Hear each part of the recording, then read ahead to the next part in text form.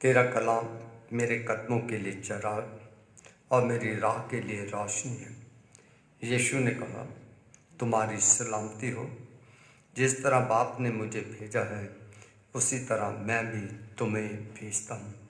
यीशु ने यूँ भी कहा, अपने लिए आसमान पर माल जमा करो, क्योंकि जहाँ तेरा माल है वहाँ तेरा दिल भी लगा रहेगा। आइए हम सब लोग मिलकर गीत गाएंगे। गीत नंबर 437, गीत नंबर 437।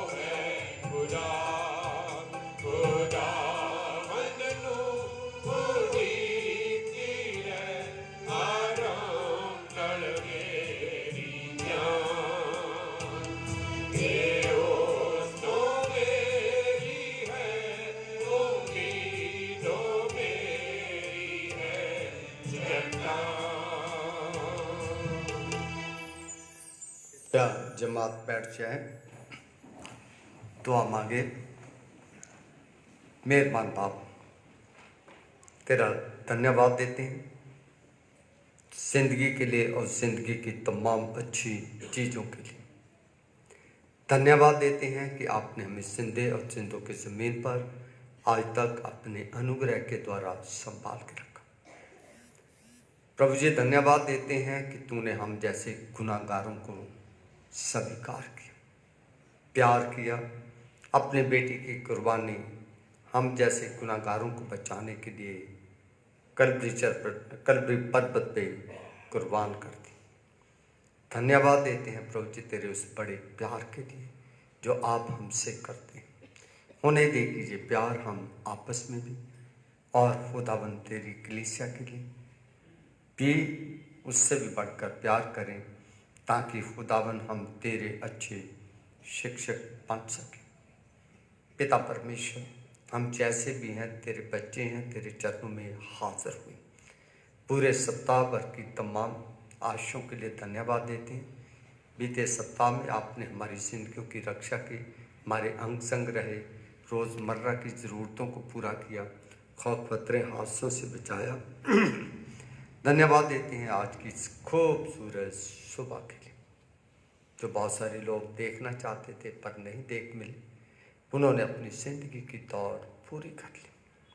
दुआ है खास तौर पे खुदावन मिस्टर एल्फ्रेड गिल के लिए, जिन बुज़ुर्गों ने खुदावन ज़िंदगी पर अपने परिवार के साथ रहते हुए खुदावन तेरे घर की, तेरे लोगों की दिल से मन से बहुत बड़ी खिदमत की।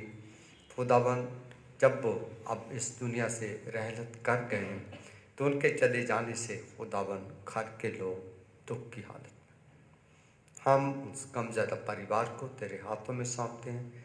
उनकी खुदावन सलामती की दुआएं मांगते हैं। ख़ानदान को हिम्मत दे, ताकत दे, और ख़ास तौर पर उन बच्चों को जो परदेश में है।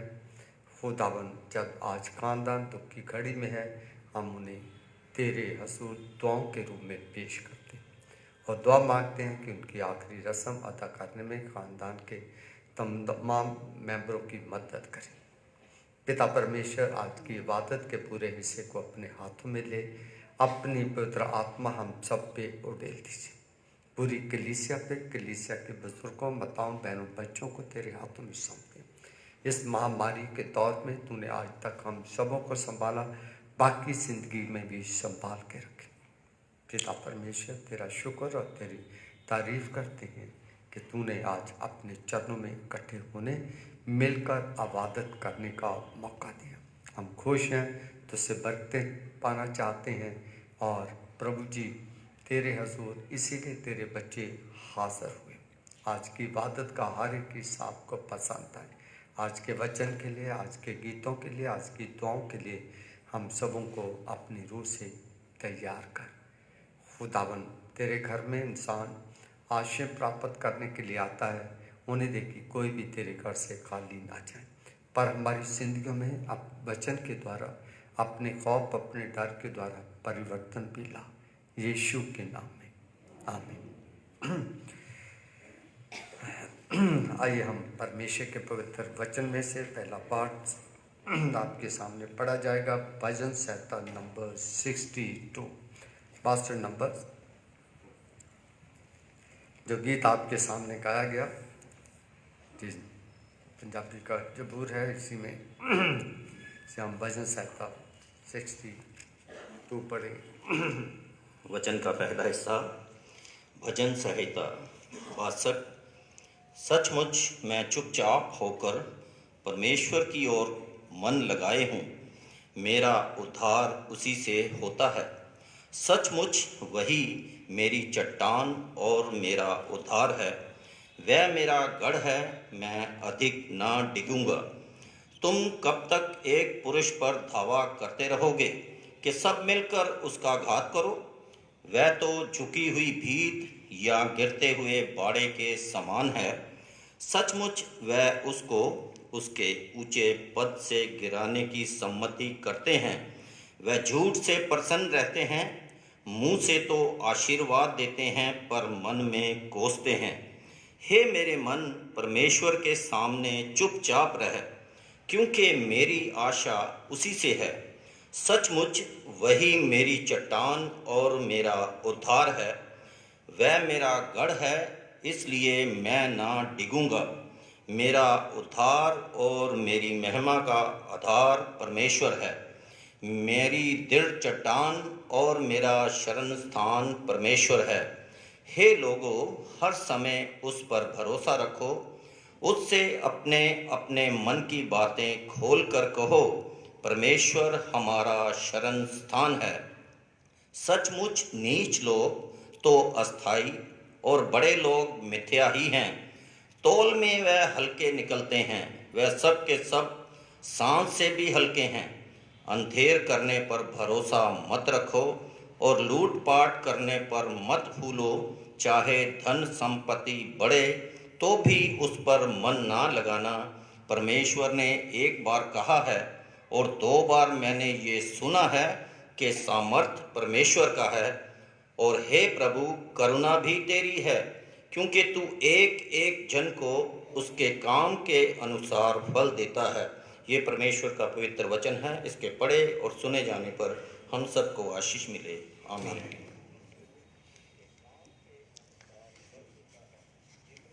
दूसरा पाठ हम सुनेंगे यिर्मयाह नबी की किताब 5वां पाठ, उसके पहले 5 पद और उसी के साथ 30 और 31वां पद पढ़ा जाएगा।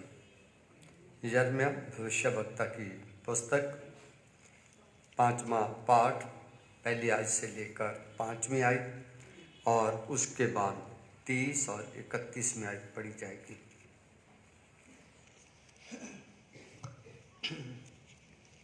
मैं पढ़ूंगी आपके सामने यिर्मयाह उसका 5 बाब 1 से 5 आज तक। यरूशलेम की सड़कों में इधर उधर दौड़ के देखो, उसके चौकों में ढूंढो, यदि कोई ऐसा मिल सके जो न्याय से काम करे और सच्चाई का खोजी हो, तो मैं उसका पाप क्षमा करूंगा। यद्यपि उसके निवासी यहोवा के जीवन की शपथ भी खाएं, तो भी निश्चय वे झूठी शपथ खाते हैं। हे यहोवा, क्या तेरी दृष्टि सच्चाई पर नहीं है? तूने उनको दुख दिया, परंतु वे शोकित हुए। तूने उनको नाश किया, परंतु उन्होंने ताड़ना से भी नहीं माना। उन्होंने अपना मन चट्टान से भी अधिक कठोर किया है। उन्होंने पश्चाताप करने से इनकार किया है।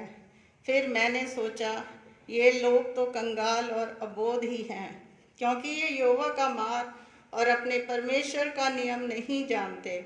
इसलिए मैं बड़े लोगों के पास जाकर उनको सुनाऊंगा, क्योंकि वे तो यहोवा का मार्ग और अपने परमेश्वर का नियम जानते हैं। परंतु उन सबों ने मिलकर जुए को तोड़ दिया है और बंधनों को खोल डाला है। 30 से 31 पढ़ेंगे। देश में ऐसा काम होता है जिससे चकित और रोमांचित होना चाहिए। भविष्यद्वक्ता झूठ मूठ भविष्यवाणी करते हैं और याजक उनके सहारे से प्रभुता करते हैं। मेरी प्रजा को ये भाता भी है, परंतु अंत के समय तुम क्या करोगे? आमीन। ये प्रभु का वचन है। इसके पढ़े और सुने जाने पर आशीष हो। आमीन। Thank you.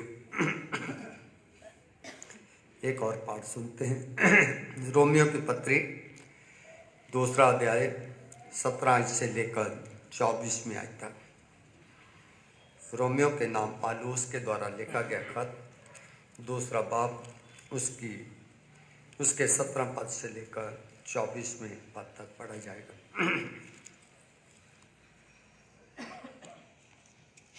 प्रभु यीशु के मधुर नाम को महिमा मिले।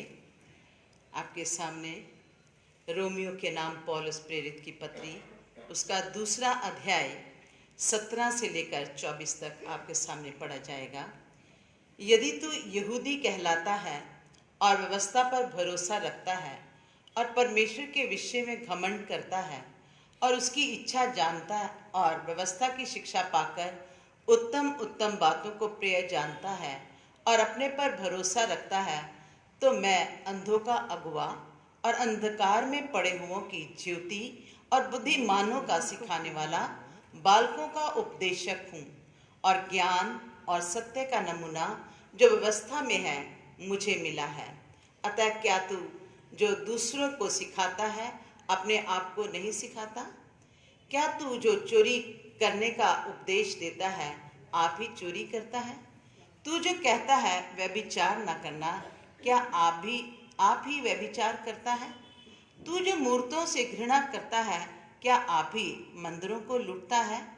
तू जो व्यवस्था के विषय में घमंड करता है, क्या व्यवस्था को ना मानकर परमेश्वर का अनादर करता है? क्योंकि तुम्हारे कारण अन्य जातियों में परमेश्वर के नाम की निंदा की जाती है, जैसा लिखा भी है। प्रभु यीशु के वचन के पढ़े सुने जाने पर आशीष हो। आमीन।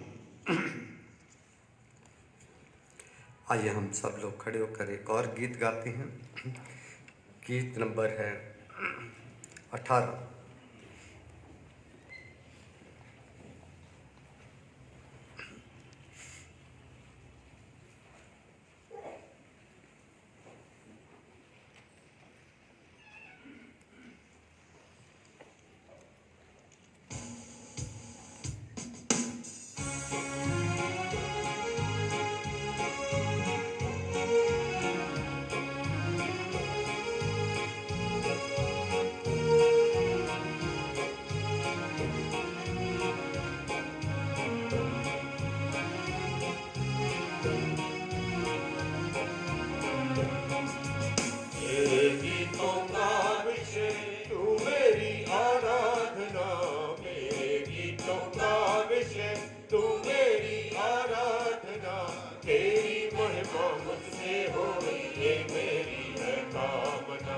तेरी महिमा मुझसे होवे ये मेरी है कामना।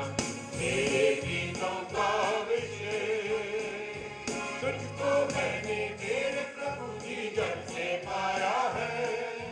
तेरे अनोखे प्रेम के आगे शीश झुकाया है। तेरी महिमा गाने को जो साथ उठाया है। गीत नया जीवन में मेरे तब से आया है। जीवन का हर पल अब तेरा तू ही मुझको थामना। जीवन का हर पल अब तेरा तू ही मुझको थामना। तेरी महिमा मुझसे हो ये मेरी है कामना। तेरी महिमा मुझसे हो ये मेरी है कामना। मेरे गीतों का विषय तेरा वचन जो राह में मेरी दीप सा जलता है। मेरे जीवन का हर पहलू उसमें ढलता है। तेरे वचन के द्वारा मुझको साहस मिलता है।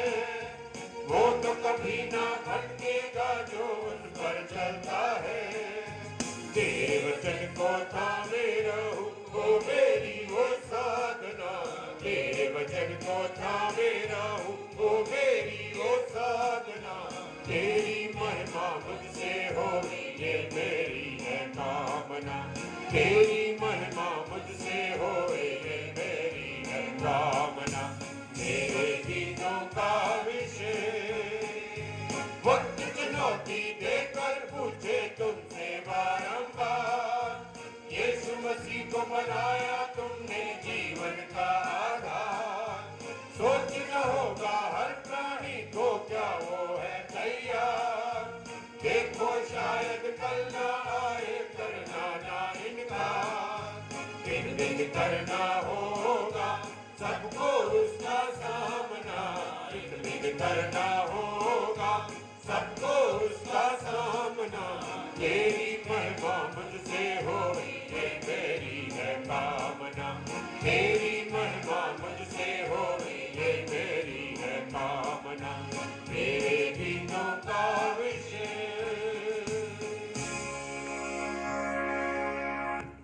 अंजील का हिस्सा पढ़ा जाएगा। अंजील का हिस्सा मत्ती की अंजील में से लिया गया है। उसका 23वां बाब, उसकी पहली 12 आयतें आपके सामने पढ़ी जाएंगी। मत्ती रचित सुसमाचार 23वां पाठ, उसके पहले पद से लेकर 12वें पद तक। Gospel according to saint Matthew chapter 23 verses 1 to 12। खुदावन के पाक कलाम को सुनेंगे। मत्ती रचित सुसमाचार उसका 23 अध्याय 1 से 12 आयत। हाय यीशु मसीह तेरा जलाल हो। तब यीशु ने भीड़ से और अपने चेलों से कहा, शास्त्री और फरीसी मूसा की गद्दी पर बैठे हैं, इसलिए वे तुमसे जो कुछ कहें वह करना और मानना, परंतु उनके से काम मत करना, क्योंकि वे कहते तो हैं पर करते नहीं।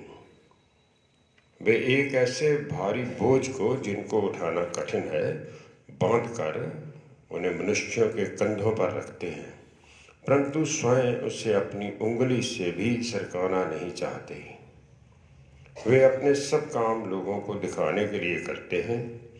वे अपने तावीज़ों को चौड़ा करते और अपने वस्त्रों की कोरे बढ़ाते हैं। भोज में मुख्य मुख्य स्थान और सभा में मुख्य मुख्य आसन, बाजारों में नमस्कार और मनुष्यों में रबी कहलाना उन्हें भाता है, परंतु तुम रबी न कहलाना, क्योंकि तुम्हारा एक ही गुरु है और तुम सब भाई हो। पृथ्वी पर किसी को अपना पिता न कहना, क्योंकि तुम्हारा एक ही पिता है जो स्वर्ग में है, और स्वामी भी न कहलाना, क्योंकि तुम्हारा एक ही स्वामी है अर्थात मसीह। जो तुम में बड़ा हो वह तुम्हारा सेवक बने। जो कोई अपने आप को बड़ा बनाएगा वह छोटा किया जाएगा, और जो कोई अपने आप को छोटा बनाएगा वह बड़ा किया जाएगा। ये मसीह की इंजील है। हाय खुदावन यीशु तेरी तारीफ हो। आमीन। कृपया जमात बैठ जाए। आइए हम कुछ सूचनाएं सुनते हैं।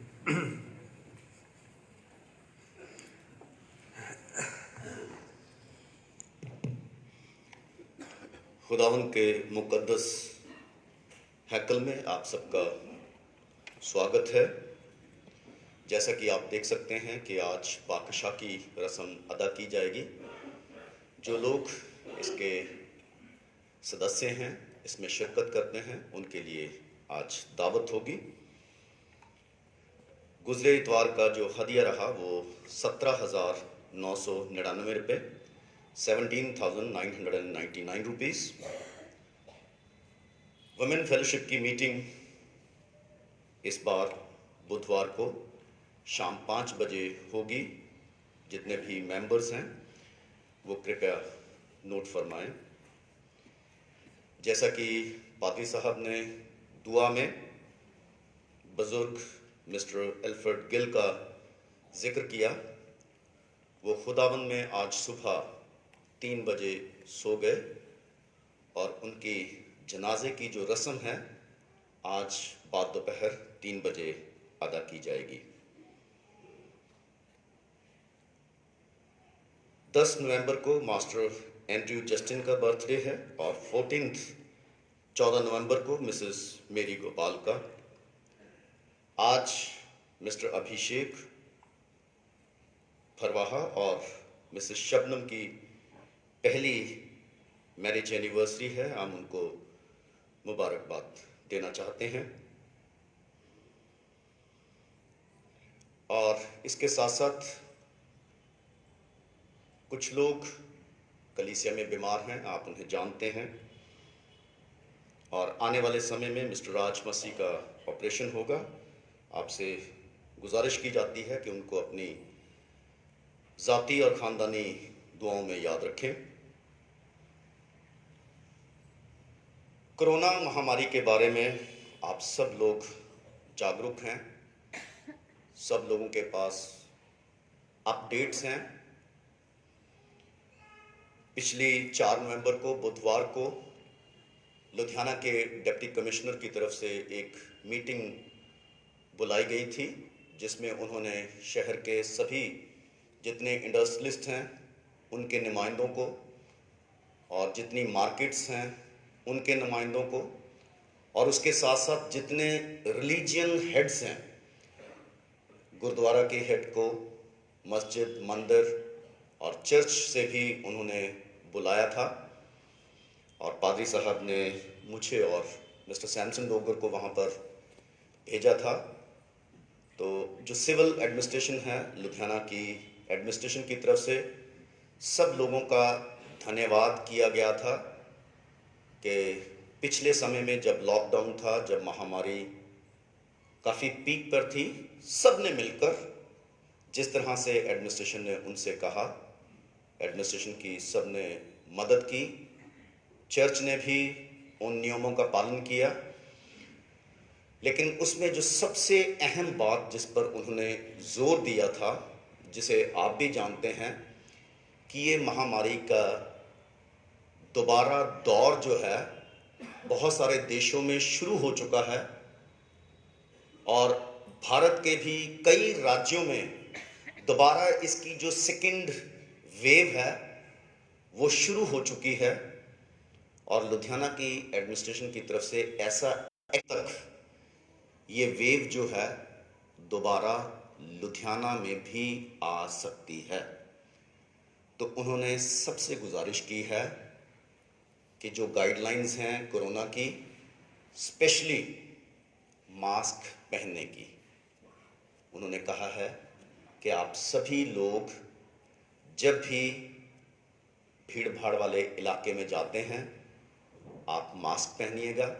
उन्होंने हमसे भी गुजारिश की है, हम आपसे आगे गुजारिश करते हैं कि जब भी आप चर्च आएं, अपनी सेहत के लिए और अपने अजीज़ों की सेहत के लिए, अपने दूसरे लोगों की सेहत के लिए कृपया करके मास्क ज़रूर पहनें। धन्यवाद।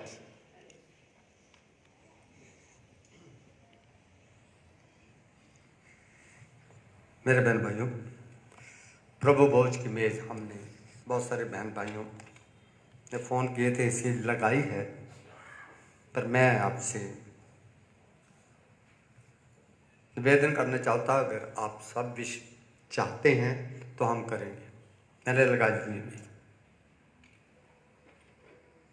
क्योंकि सरकार की तरफ से हमें कोई परमिशन नहीं। अगर आप कहते हैं तो हम इसे लगाएंगे, आप भी छोड़ के।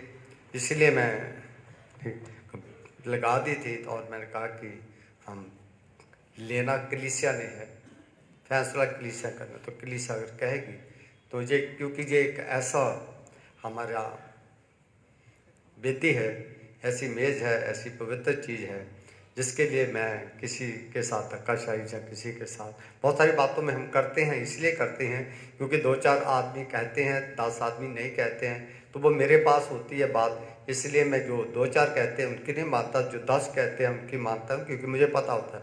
पर ये ऐसी बात है कि एक ऐसी हमारी रस्म है, एक ऐसा हमारा सैक्रमेंट है जिसके साथ मैं कुछ भी बोलना नहीं चाहता। मैं ये चाहता हूँ अगर आप चाहते हैं तो मैं इसको करने के लिए तैयार हूँ, क्योंकि बहुत सारे लोग बाद में कई तरह की बातें भी करेंगे। हाँ, तो अगर आप कहते हैं तो हम इसे लगाएंगे, करेंगे। बताइए, हाथ खड़े करके बताएं, करेंगे? ठीक है, thank you, may God bless you. तो उसके लिए हम आज जो है, जो एक स्पेशल प्रोविज़न होता है उसे अडॉप्ट कर इस इशाराबानी को किया जाएगा। आइए, कुछ और सूचनाएं हैं, शादी की पुकारें हैं।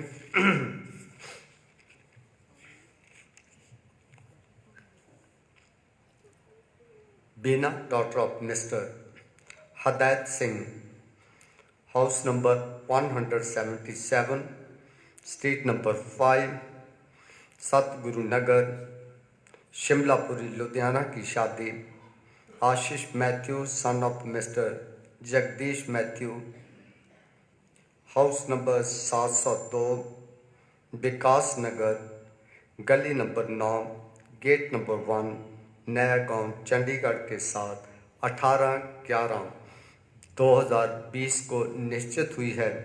शादी की तीसरी और आखिरी पुकार है। अलीशा भट्ट सन of mister Ravinder Kumar, house number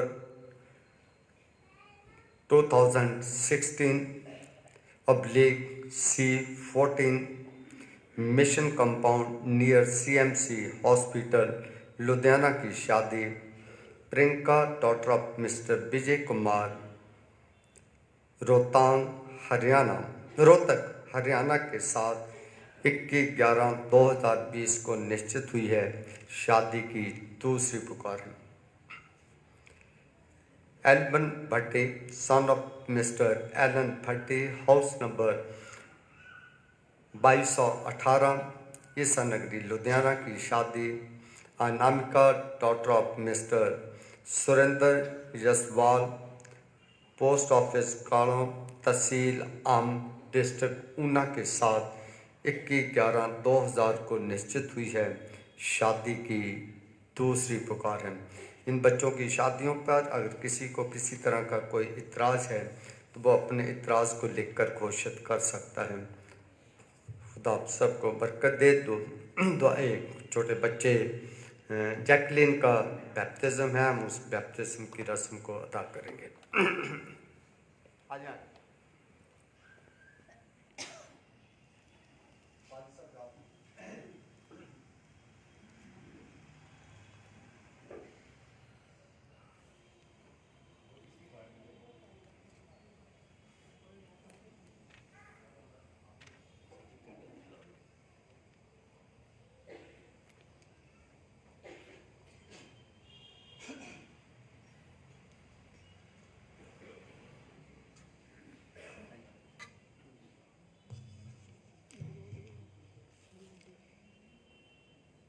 हमारे प्रभु यीशु मसीह के प्रेम पूर्ण शब्द सुनो, जो बच्चों के लिए परमेश्वर के प्रेम और उसकी चिंता को प्रकट करते हैं।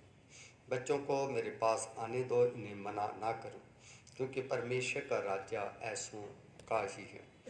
यदि परमेश्वर बच्चों को इतना प्यार करता है तो हम पूर्ण विश्वास के साथ उससे प्रार्थना कर सकते हैं कि वह हमारे बच्चों को ये वरदान दे जो उसकी संतान बनने के लिए उन्हें सबल बनाए। हमारे प्रभु यीशु मसीह ने यह भी कहा था, जब तक कोई मनुष्य नया जन्म ना ले वह परमेश्वर के राज्य का दर्शन नहीं कर सकता। ये नया जन्म परमेश्वर ही दे सकता है। उसने बपतिस्मा संस्कार में पवित्र आत्मा के कार्य के द्वारा हमें नया जन्म देने की प्रतिज्ञा की है। यदि हम विश्वास से मांगते हैं तो परमेश्वर इस हमारी नन्ही मुन्नी बच्ची जैकलिन को अपने वरदान से भरपूर करेगा और इसे अवश्य नए जन्म का वरदान प्रदान करेंगे।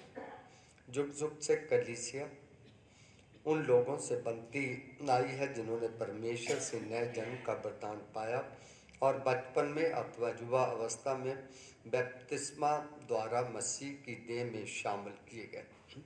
जैसे लकवे के रोगी के मित्र उसे प्रभु यीशु के सामने लाए और उनके विश्वास के कारण प्रभु यीशु ने उन्हें पापों की क्षमा दी और उसको स्वस्थ किया। इसी प्रकार जब हम विश्वास के साथ प्रार्थना करते हैं तब परमेश्वर पवित्र आत्मा के द्वारा अपनी सम्मत से इस नई बच्ची को नया जन्म प्रदान करेगा। आइए अब हम इस बच्ची को परमेश्वर के प्रेममय हाथों में इस भरोसे के साथ सौंपें कि परमेश्वर इनको वो तमाम आशीष दें जो इस बच्ची के उद्धार तथा अनुग्रह में बढ़ने के लिए बहुत आवश्यक है। दुआ मांगे। हे परमेश्वर, हमारे प्रेमी पिता, आप ये नहीं चाहते कि आपके बच्चों में से कोई भी नष्ट हो।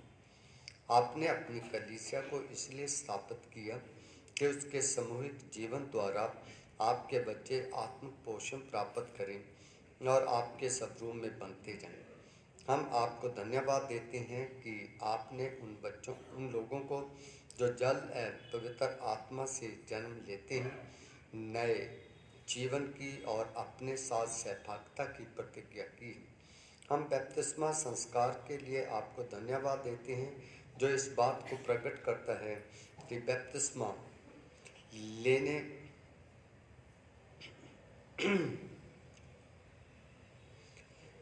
हम बपतिस्मा संस्कार के लिए आपको धन्यवाद देते हैं जो इस बात को प्रकट करता है कि बपतिस्मा लेने वाले व्यक्ति मसीह की एकता में पाप के प्रति मर जाते हैं किंतु नए जन्म के लिए फिर से जी उठते हैं। खुदावन यीशु मसीह के नाम से मांगते हैं, आमीन। परमेश्वर उस समर्थ से जो क्रियाशील है हमारी प्रार्थना और कल्पना से कहीं अधिक कार्य कर सकता है, उसी परमेश्वर की महिमा कलीसिया में तथा मसीह यीशु में पीढ़ी से पीढ़ी तक होती रहती है। आमीन। आपने कुछ बच्चों मेरे साथ प्रॉमिस करते हैं, ठीक है, ताकि आप उन प्रॉमिस के साथ बच्ची की परवरिश करें, ताकि ये बच्ची सियानी होकर हाँ जी अच्छाई और बुराई को पहचान सके। आप अपनी बच्ची जैकलिन को बपतिस्मे के लिए लाए हैं। क्या आप परमेश्वर के और इस मंडली के सामने वचन देते हैं कि आप स्वयं कलीसिया के विश्वास का दृढ़ता से समर्थन करते रहेंगे और उसे बनाए रखेंगे? क्या आप वचन देते हैं कि आप स्वर्ग और पृथ्वी के सृष्टिकर्ता सर्वशक्तिमान परमेश्वर पिता पर विश्वास करने और उस पर भरोसा रखने में अपनी बच्ची की मदद करोगे? परमेश्वर के पुत्र प्रभु यीशु मसीह हमारे उद्धार के लिए क्रूस पर मरे, वह मुर्दों में से जिंदे किए गए, वह सबके उद्धारकर्ता और प्रभु होकर अब महिमा में जीवित है और जीवितों और मुर्दों का न्याय करने के लिए फिर आने वाले हैं। क्या आप वचन देते हैं कि प्रभु यीशु मसीह पर विश्वास करने और इन बातों पर भरोसा रखने में अपनी बच्ची की सहायता करोगे?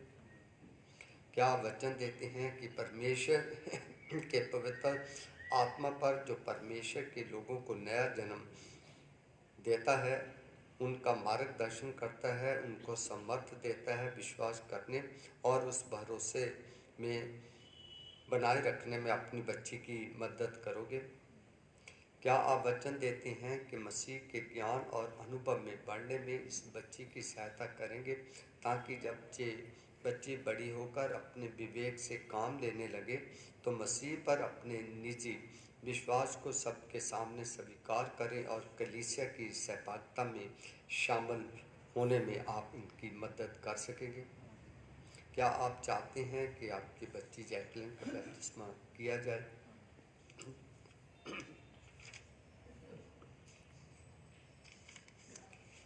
दुआ मांगे। मेहरबान बाप, तेरा शुक्र करते हैं, तेरा धन्यवाद देते हैं तेरे इस असीज और प्यारे ख़ानदान के लिए जिसे तूने खुदावंद ख़ानदानी ज़िंदगी दी तुझे नन्ही प्यारी सी बच्ची जैकलिन इन्हें प्रदान की। इस बच्ची को खुदावंद के माँ बाप मसीह होने के नाते अपनी खुदावंद बच्ची को तेरे चरणों में लेकर हाजिर हुए। ये जानते हैं कि तूने हमें बपतिस्मा जैसा पवित्र सैक्रमेंट दिया है, उसमें ये शामिल करना चाहते हैं, क्योंकि खुदावंद तूने कहा है कि मेरे गले में जो कोई भी आता है वो बपतिस्मा की रस्म के द्वारा शामिल किया जाए। उन्हें देख के जबकि ये बच्ची छोटी है, नन्ही है, खुदावंद अच्छाई और बुराई को नहीं समझती है, पर माँ बाप जो सियाने हैं उन्होंने तेरी कलीसिया के सामने, तेरी बेटी के सामने जो वचन दिए हैं कि जब तक ये बच्ची सियानी नहीं होती, अपने विवेक से काम नहीं लेती, तब तक ये बच्ची की तमाम मसीही रस्मों रिवाजों के अनुसार इसकी परवरिश करेंगे, जिससे ये बच्ची सियानी होकर तेरी बहुत बड़ी गवाह ठहरे। खुदावन बपतिस्मे की रस्म के लिए तूने जल को पवित्र ठहराया।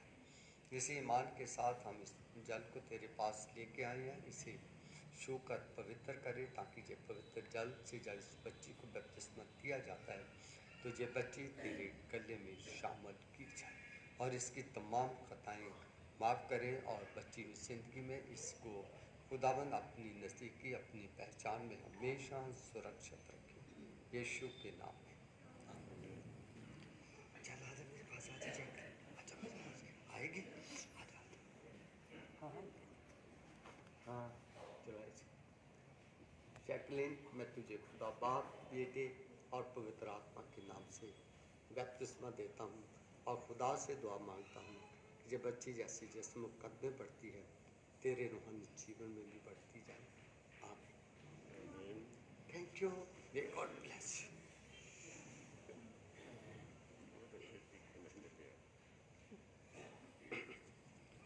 आइए हम प्रार्थना करें।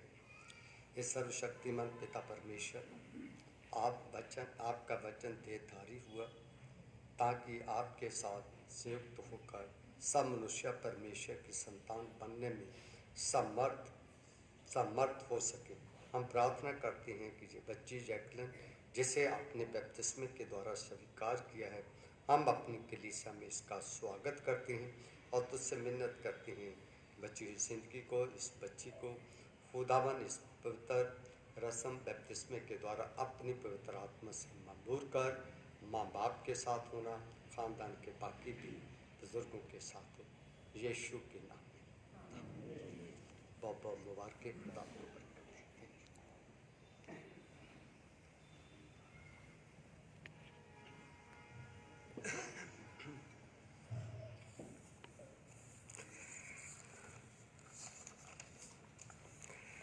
आइए हम अपना ध्यान परमेश्वर की वचन की ओर लेके चलें। मेरे बहन भाइयों, आज अंजील का हिस्सा आपके सामने पढ़ा गया था। कोई बता सकता है कहाँ से पढ़ा था? मत्ती 23। बोलिए hallelujah. Great, may God bless you. मैंने सोचा कहीं सो न गए बैप्टिस्म के समय। मेरे बहन भाइयों, इसकी पहली 8 आयतें मैं एक बार फिर से पढ़ना चाहता हूँ।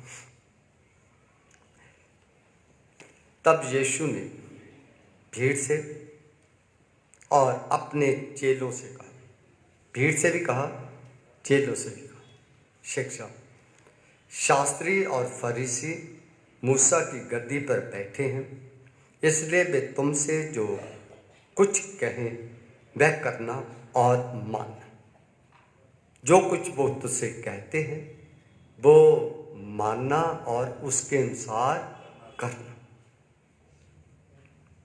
परंतु उनके से काम मत करना, क्योंकि वे कहते तो हैं पर करते नहीं। हम भी कलीसिया में वे एक ऐसे भारी बोझ को जिनको उठाना कठिन है बांधकर उन्हें मनुष्यों के कंधों पर रखते हैं, परंतु स्वयं उसे अपनी उंगली से भी सरकाना नहीं चाहते। पर ये भी प्रभु यीशु मसीह ये कहना चाहते हैं कि ये वचन आपके और मेरे आपके लिए नहीं है कि आप ही सुनो और आप ही मानो। जो सुनाता है वो उस पर अमल ना करे। जैसे मैं वचन आपको देता हूँ, अगर वो वचन मैं आपको सिखाता हूँ पर मैं उसके ऊपर नहीं अमल करता हूँ तो आपकी जिंदगियों में वो ज़्यादा असर नहीं करेगा, क्योंकि आप अपने चरवाहे को फॉलो करते हैं, सिखाने वाले को फॉलो करते हैं। मैं आपका ध्यान इसकी तरफ आपको लेके जाना चाहता हूँ। वे अपने सब काम लोगों को दिखाने के लिए करते हैं। वे अपने तवीज़ों को चौड़ा करते हैं और अपने वस्त्रों की कोरें बढ़ाते हैं। भोज में मुख्य मुख्य स्थान और सभा में मुख्य मुख्य आसन, बाजारों में नमस्कार और मनुष्यों में रब्बी कहलाना उन्हें भाता है। हम हमेशा चाहते हैं कि हम कलीसिया के लीडर बने रहें, मुखिया बने रहें, लोग हमें नमस्कार करते रहें, बढ़िया खाना खिलाते रहें, इज्जत करते रहें, पर उन्हीं को सिखाते रहें, पर उस पर हम खुद ना चले। हम खुद चलें, जितने मर्जी पुट्ठे सीधे काम करते जाएं, लोगों को बोलना ये नहीं करना हम जो मर्जी करें, ये ऐसा नहीं हो। यही प्रभु यीशु आज कहना चाहते हैं, है ना। आगे 7वें बाजार लिखा है, बाजारों में नमस्कार और मनुष्यों में रब्बी कहलाना उन्हें भाता है, परंतु तुम रब्बी ना कहलाना, क्योंकि तुम्हारा एक ही गुरु है और तुम सब भाई हो। पृथ्वी पर किसी को अपना पिता ना कहना, क्योंकि तुम्हारा एक ही पिता है जो स्वर्ग में है, और स्वामी भी ना कहना, क्योंकि तुम्हारा एक ही स्वामी है अर्थात मसीह। इसे घर में जाके पढ़ने की कोशिश करें। इसीलिए मैं कहना चाहता हूँ, बहुत सारी बातें इसमें छिपी हुई हैं। मैं आपके साथ जो आज बात करना चाहता हूँ इसमें वो है 7वीं और 8वीं आयत में लिखा है, मनुष्य में रब्बी कहलाना उन्हें भाता है, परंतु तुम रब्बी ना कहलाना। रब्बी शब्द हम बाइबल में पाते हैं। इसका अर्थ क्या होता है? रब से रब्बी बना है। कहते हैं कि पंजाबी में तू बड़ा बड़ा रब अपने आप रब समझता है ना। रब से रब्बी बना क्या होता है? रब्बी एक टाइटल है, एक खिताब है। जैसे एल्डर का होता है, बिशप का होता है, पासवान का होता है, एक एल्डर खिताब। ए टाइटल ऑफ रिस्पेक्ट, इज्जत का टाइटल है, इज्जत का, जैसे का इज्जत का टाइटल तो है, पर इसके अर्थ भी हैं। पहला है master, he must be the master, स्वामी जैसे हम कहते हैं, जैसे प्रभु यीशु थे, इसी में आज के वचन में दिया गया। हर चीज का मास्टर होना चाहिए, एक्सपर्ट। दूसरी बात इसमें दिया गया है टीचर। टीचर कौन होता है? जो सिखाता है, टीचिंग देता है। गुरु शब्द को, गुरु हमारा संस्कृत का और हिंदी का शब्द है, पर इंग्लिश में इसे गुरु टीचर कहते हैं।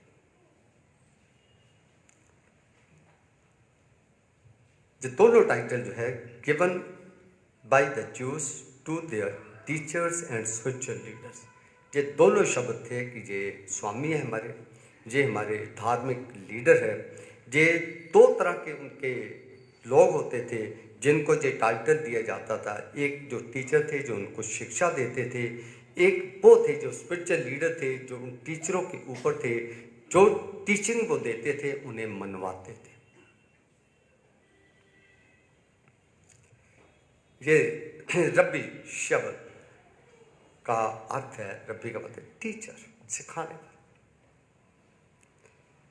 इसके लिए एक और शब्द इस्तेमाल किया जाता है, पर ये दोनों शब्द जो है धार्मिक शिक्षाओं से जुड़े हुए हैं। इसका अर्थ यह है कि दो तरह के टीचर होते हैं, दो तरह के गुरु होते हैं। एक दुनियावी गुरु होता है जो स्कूलों में पढ़ाई लिखाई का टीचर होता है, एक वो भी गुरु होता है, गुरु के समान होता है, जो इंसान का दुनियावी कैरियर बनाता है। एक गुरु आत्मिक गुरु होते हैं, धार्मिक गुरु होते हैं, स्पिरिचुअल गुरु होते हैं, जो धार्मिक शिक्षा देते हैं।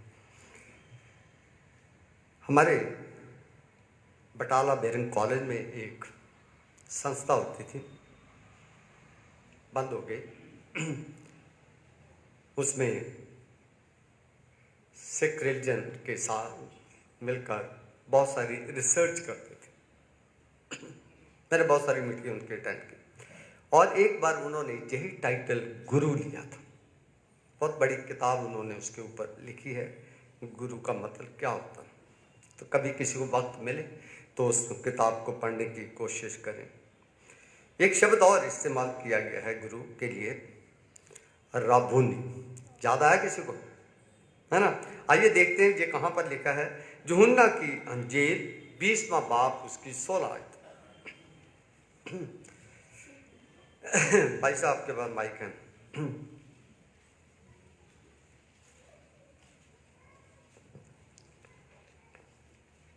यीशु ने उससे कहा, मरियम।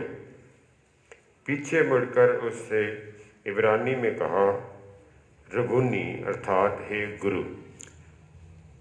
रबूनी अर्थात हे गुरु। ये तब है जब प्रभु यीशु मसीह मुर्दों में से जी उठे और मरियम मगदलीनी वो कब्र पे गई हुई थी, जब उसने उसको देखा तो उसने इस नाम से उसे पुकारा। तो रबूनी का अर्थ क्या होता है? ये भी एक साथ ही मीनिंग दिया हुआ है, साथ ही अर्थ दिया हुआ है, हे गुरु। ये एक बहुत बड़ा है ना, उनमें इज्जत का पद, बहुत ऑनर का पद उनको दिया जाता था। और साथ ही एक और शब्द देखते हैं मरकस की अंजील 10वां अध्याय उसकी 51 आयत में, जिसमें रब्बी शब्द को दोहराया गया।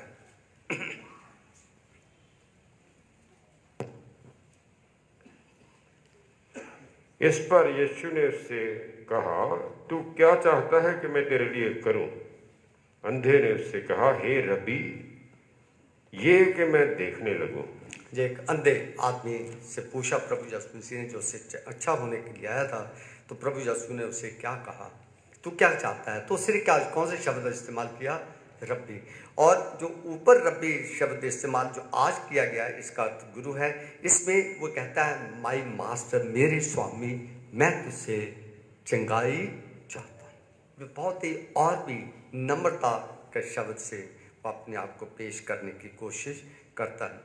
तो आइए एक और हिस्सा हम देखना चाहते हैं, यूहन्ना की अंजील 3 बाब उसकी पहली 2 आयतें।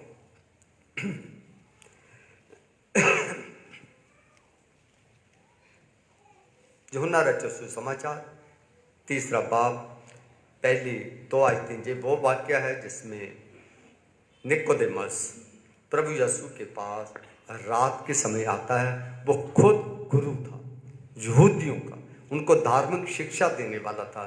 एक यहूदियों का गुरु प्रभु यीशु के पास आकर क्या कहता है? हाँ जी। फरीसियों में निकोदेमस नाम का एक मनुष्य था जो यहूदियों का सरदार था। उसने रात को यीशु के पास आकर उससे कहा, हे रबी, हम जानते हैं कि तू परमेश्वर की ओर से गुरु होकर आया है, क्योंकि कोई इन चिन्हों को जो तू दिखाता है यदि परमेश्वर उसके साथ ना हो तो नहीं दिखा सकता।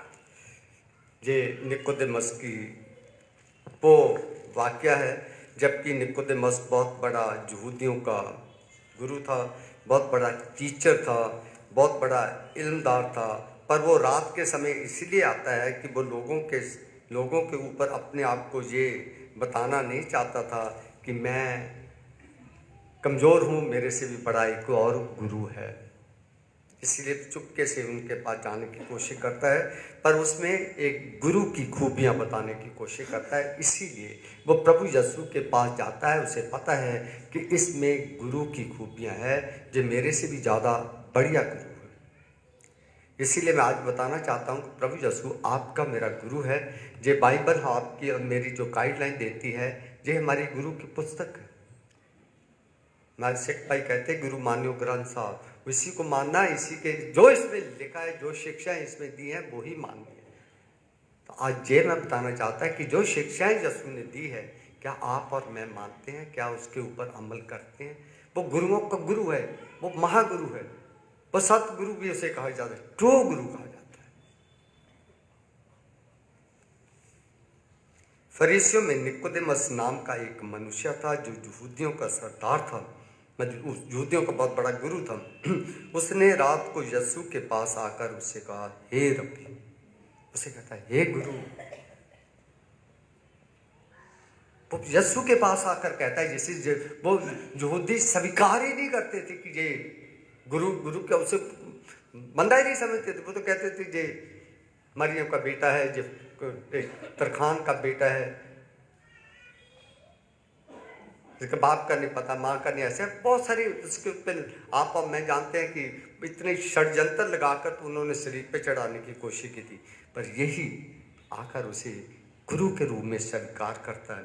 क्या कहता है? हे गुरु, हम जानते हैं कि तू परमेश्वर की ओर से गुरु होकर आया। तो हम जानते हैं, वो गवाही देता है इस गुरु की। हम जानते हैं कि आप परमेश्वर से की ओर से गुरु होकर आए, आप परमेश्वर की ओर से हमारे लिए टीचर बन के आए, टीचर बन के आए। आपको परमेश्वर ने हमारे लिए भेजा है। क्यों उसे गुरु स्वीकार करता है? क्योंकि इन चिन्हों को जो तू दिखाता है, यदि परमेश्वर उसके साथ ना हो तो नहीं दिखा सकता है। ये एक खास तौर पे गुरु के चिन्ह को देखकर वो उसके पास आकर उसे गुरु स्वीकार करता हूँ।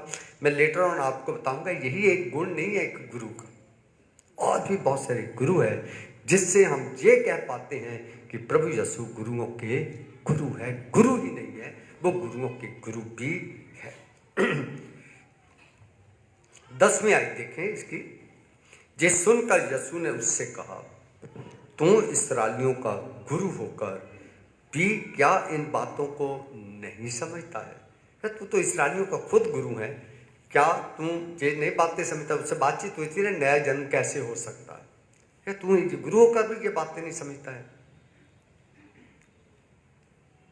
एक किस्म के आप और मैं भी सब के सब प्रभु यीशु के ठहराए हुए इस दुनिया में गुरु हैं। जब प्रभु यीशु मसीह आपको और मुझे कहता है दुनिया में जाओ और सबको मेरा सुसमाचार सुनाओ, तो परमेश्वर आपको और मुझे भी टीचर के रूप में दुनिया में भेजता है, ताकि आप भी जाकर दुनिया में जो कुछ आपने और मैंने सीखा है, जहाँ कहीं भी आप और मैं काम करते हैं, जहाँ कहीं भी आप और मैं रहते हैं, आस पड़ोस में खुदावंद यीशु मसीह जो गुरुओं का गुरु है उसकी शिक्षा को फैलाएं।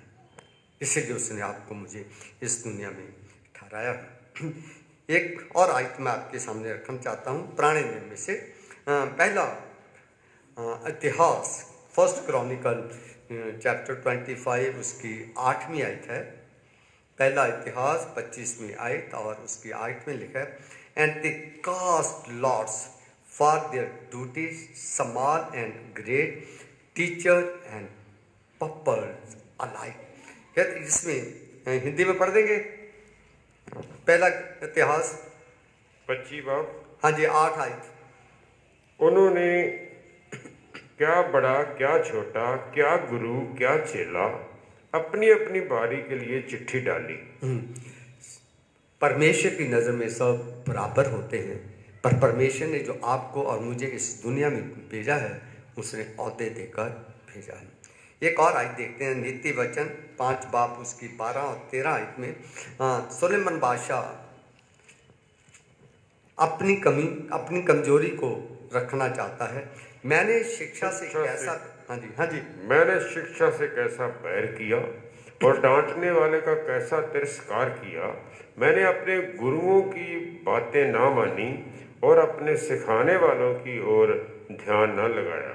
जे सुलेमान बादशाह की अपनी बुराइयों को स्वीकार करना है कि मुझे शिक्षाएं दी गई, मेरे टीचरों ने मुझे सिखाया, मेरे गुरुओं ने मुझे सिखाया, तो उसे व्यवस्था सिखाई गई थी, वो व्यवस्था के अनुसार नहीं चला। पता है आपको कौन सी सबसे पहली व्यवस्था उसने थोड़ी सी कहा था, अन्य जातियों में शादियां नहीं करना, और वही उसकी बर्बादी का कारण, राज ताज सब कुछ उसकी बर्बादी का कारण वही बना।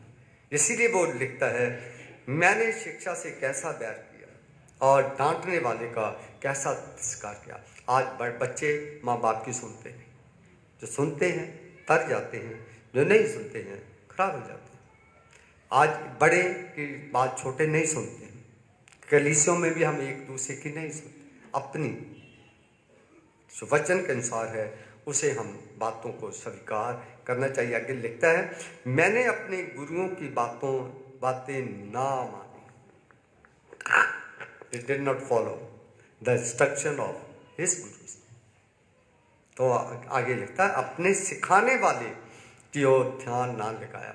और तीमुथियुस की पत्री में लिखता है, जो अपने सिखाने वाले को तुच्छ समझता है वो परमेश्वर के सामने दुगना गुनाहगार ठहराया जाएगा।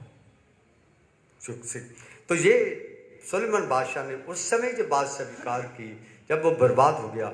आप और मैं अभी तक बर्बाद नहीं हुए हैं, हम अभी भी सुधर सकते हैं और परमेश्वर की बातों पे अमल करके बची हुई जिंदगी हम सुधार सकते हैं। यानी प्रभु यीशु की शिक्षाओं को मानकर हम बची हुई जिंदगी में उद्धार प्राप्त कर सकते हैं। एक और आयत देखते हैं, मत्ती की अंजील 19 बाब और उसकी 16 आयत में।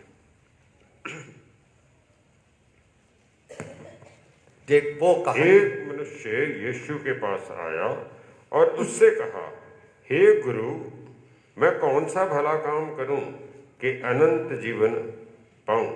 हाँ जी, ये वो कहानी है जिसमें एक धनी व्यक्ति था और प्रभु यीशु के पास अनंत जीवन की बातें सीखने आया था कि मैं हमेशा की जिंदगी को कैसे प्राप्त कर सकूं। तो वो आके क्या कहता है, हे एक मनुष्य यीशु के पास आता है, अमीर आदमी है, उससे कहा, हे गुरु, मैं कौन सा भला कार्य करूं कि अनंत जीवन पाऊं। लोग अक्सर अपने गुरुओं के पास आते हैं अपनी समस्याएं लेकर, समस्या का समाधान ढूंढ के देना गुरु का कार्य है। पर इसमें प्रभु यीशु ने उससे पूछा था ना कि क्या तुम मेरी आज्ञाओं का पालन कर, व्यवस्था की आज्ञाओं का पालन करता। उसने कहा था, मैं करता हूँ सब कुछ। उसने कहा, एक कमी है। क्या कमी बताई थी? वह अमीर था, सब कुछ बेच दे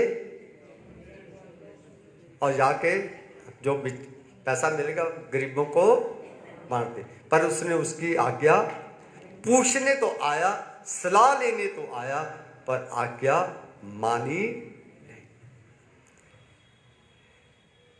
दूसरा तीमुथियुस 4 बाब उसकी 3 आयत में, क्योंकि ऐसा समय आएगा जब लोग खरा उपदेश नाम सह सकेंगे, पर कानों की खुजली के कारण अपनी अभिलाषों के अनुसार अपने लिए बहुत सारे उपदेशक गुरु बटोर लेंगे।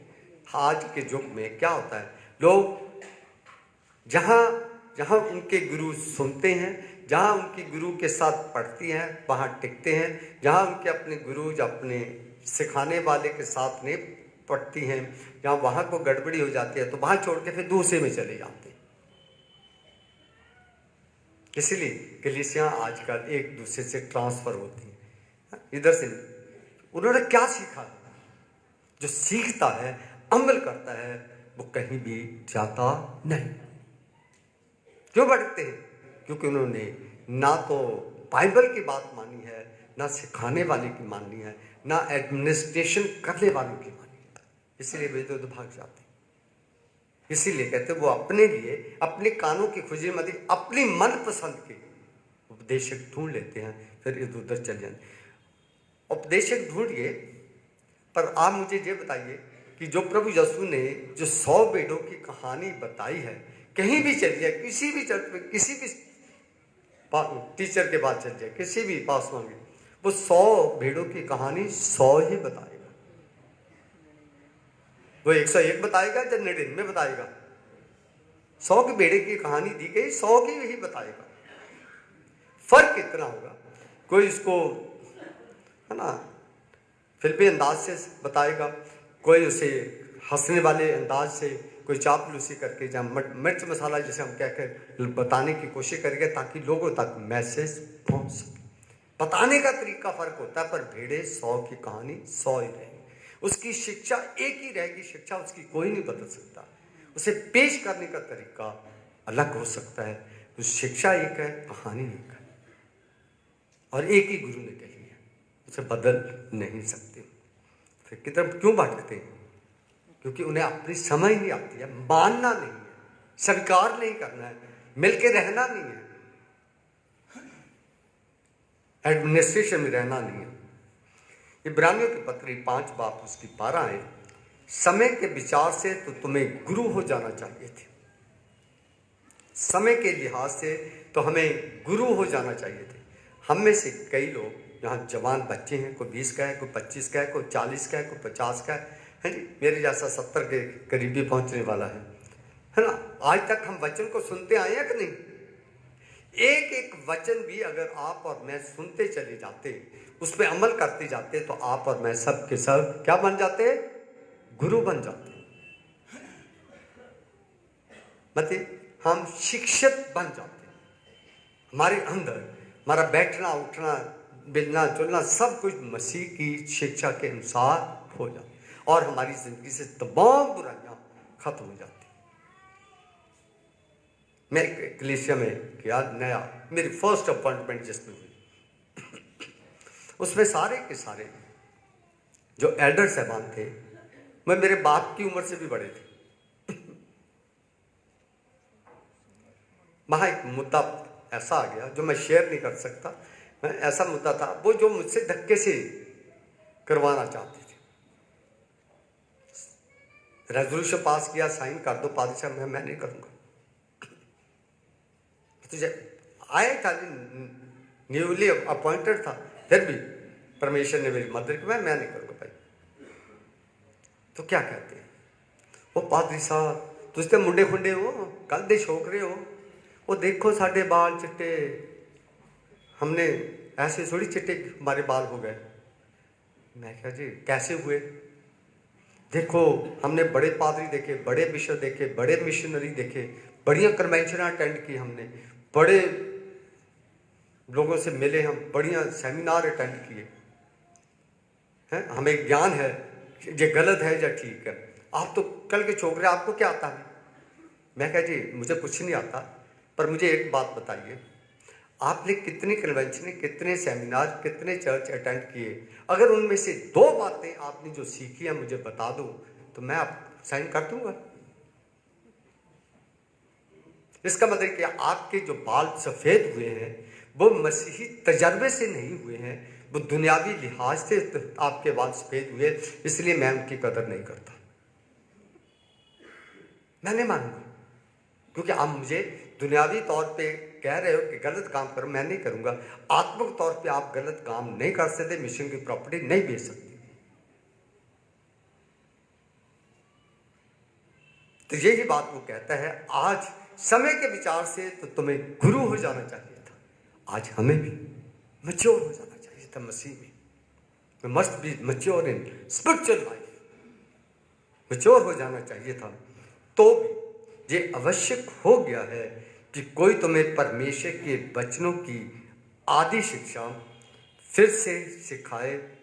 तुम तो ऐसे हो गए हो कि तुम्हें अन्न के बदले अब तक दूध ही चाहिए। कहता अभी भी तुम बच्चे के बच्चे हो, हम तुम्हें सॉलिड फूड नहीं दे सकते। सॉलिड फूड किसको दिया जाता है? जो सियाना हो जाता है। जो बच्चा होता है उसे दूध दिया जाता है, जो बड़ा होता है उसे रोटी दी जाती है, और उसके रोटी के साथ बहुत सारी और चीज़ें उसे दी जाती हैं। बच्चे को सिर्फ दूध ही दिया जाता है। तो इसका मतलब तुम्हें अभी बच्चे हो, क्योंकि तो आप और मैं प्रभु यीशु को गुरु तो मानते हो, बाइबल को अपनी पवित्र शास्त्र तो मानते हैं, पर इसके अनुसार करते कितना है, चलते कितना है, इस पे अमल कितना करते हैं। Being a guru, Jesus taught lot of things, not for this life but for spiritual life also. प्रभु यीशु ने हमारे इस दुनियावी जिंदगी को भी बेहतर बनाने के लिए उन्होंने शिक्षाएं दी हैं, और उन्होंने आपके और मेरे आत्मिक जीवन के लिए भी शिक्षाएं दी हैं, ताकि हम इस दुनिया में दुनियावी जीवन भी अच्छे तरीके से ईमान के साथ गुजारें, और जब मर जाएंगे तो भी आप और मैं अच्छी ज़िंदगी प्राप्त करें। ये शिक्षाएं ऐसे गुरु ने दी हैं जो सब ने नहीं दी। मेरे बहन भाई, मैं आपके सामने दो उदाहरणें रखना चाहता हूं जो आपसे और मेरे से बेहतर प्रभु यीशु को गुरु मानते हैं। आइए, मैं पी सुधाकरन मेमन का नाम किसी ने नहीं सुना, पर बीके मेमन का नाम सबने सुना है। ये बहुत बड़े हमारे हिंदुस्तान के लीडर रहे हैं, साउथ इंडियन कैबिनेट मंत्री रहे हैं, सेंटर बड़ी देर तक। तो जो बीके मेमन थे, उनका भतीजे का नाम था पी सुधाकरन। मैं उनकी गवाही देना आपके सामने रखना चाहता हूँ। एक बार की घटना है कि उन्होंने बताया जो उस समय उनकी जिंदगी में हुई, जब वे मद्रास में एक अपने घर में रहते थे, और उसका घर जो था प्रोफेसर सर्वपल्ली राधाकृष्णन के पास वाला घर था उसका। जानते हैं कि राधाकृष्णन कौन थे? सर्वपल्ली राधाकृष्णन हमारे फर्स्ट राष्ट्रपति थे। उसके आंगन में, साथ में वाले बंगले में वो रहते थे, पड़ोस में रहा करते थे। सुधाकर उस समय जवान थे, युवा थे। उनसे मिलने को अक्सर वो जाया करते थे, और वो क्रिश्चियन कॉलेज में प्रोफेसर थे। जो मद्रास क्रिश्चियन कॉलेज है, वहाँ से उन्होंने PhD फिलॉसफी में पूरी इंडिया में टॉप किया था राधाकृष्णन ने, और उसी में वो प्रोफेसर थे। और वो लिखते हैं कि एक दिन उन्होंने प्रोफेसर राधाकृष्णन से कहा, वैसे भी उनकी छवि बहुत बढ़िया थी, बहुत ही सोबर आदमी थे, क्योंकि उन्होंने मसीही कॉलेज में पढ़कर मसीही आचरण उनके पास था, चाल चलन उनका मसीही था, इसलिए बहुत सोबर उसे माना गया। उनसे जाकर क्या कहते हैं, मैं आपको अपना गुरु बनाना चाहता हूं। सर्वपल्ली डॉक्टर राधाकृष्णन के पास जाकर पी सुधाकरन मेमन कहते हैं, मैं आपको अपना गुरु बनाना चाहता हूं। डॉक्टर राधाकृष्णन ने कहा। ये सुनकर कुछ समय के लिए चुप रहे, और काफ़ी सोच विचार करने के बाद उन्होंने उस जवान बच्चे सुधाकर को ये जवाब दिया, बेटा, मैं सिर्फ एक ही व्यक्ति को जानता हूँ जो गुरु कहलाने के लायक है, और वो व्यक्ति नासरत का यीशु है। आप और मैं कहाँ हैं? आप और मैं कितना उसे गुरु मानते हैं? आप और मैं हमेशा, अगर आपके मेरे पास कोई आए ना, मैं आपको गुरु बना, अगर मैं गुरु बनना चाहता हूं, मेरी दक्षिणा दे। हाँ? तुम मेरा चेला बनना चाहता, मैं तेरा गुरु बनना चाहता हूँ, मैं बहुत सारी बहुत फूल जाएंगे, बहुत है ना, बड़े बन जाएंगे, अरे मेरे पास है, मैं इसका गुरु बनूं। उसने क्या कहा, मैं गुरु नहीं बनना चाहता, पर मैं तो एक ही गुरु को जानता हूँ, जो गुरु, एक ही आदमी को जानता हूँ जो गुरु कहलाने के लायक है, और व्यक्ति वो नासरत का यीशु है। इस कथन ने सुधाकर के मन में एक ऐसी गहरी छाप छोड़ी कि वो बाद में यीशु के अनुयायी हो गए। अरे गुरु कहने से ही उसने अपने आप को गुरु बनने से इनकार करके दूसरे गुरु की ओर इशारा करने से वो इंसान मसीह यीशु को गुरु के रूप में स्वीकार करता है। आप और मैं तो यीशु के हैं, आप में और मुझ में तो बहुत सारी शिक्षाएं यीशु की हैं। आप और मैं अपनी शिक्षाओं के द्वारा, अपनी जिंदगी के द्वारा किसी को यीशु के पास नहीं ला सकते। उसने गुरु, जो असली गुरु है, उसकी तरह इशारा करके उसको, मसीह यीशु को गुरु स्वीकार करने के लिए मजबूर कर दिया। How they understood to Jesus as a guru of gurus.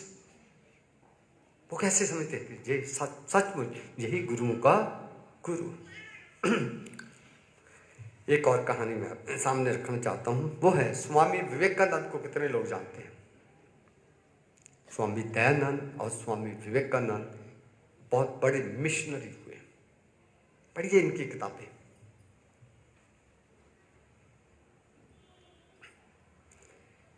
Swami Vivekananda वो आदमी थे जिन्होंने वर्ल्ड में जो सबसे पहले धर्म सम्मेलन हुआ था, इंडिया की तरफ से उन्होंने हिंदू कम्युनिटी की तरफ से पहला सरमन दिया था, और बहुत फेमस हुआ। उसकी किताब भी आप जाके पढ़ने की कोशिश करें, बहुत फेमस सरमन दिया था उन्होंने।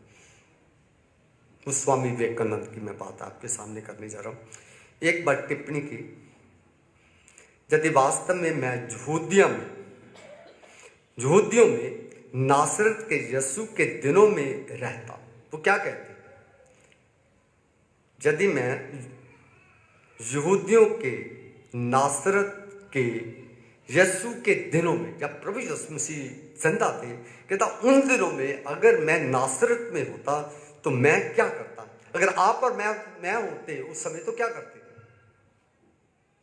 बताइए।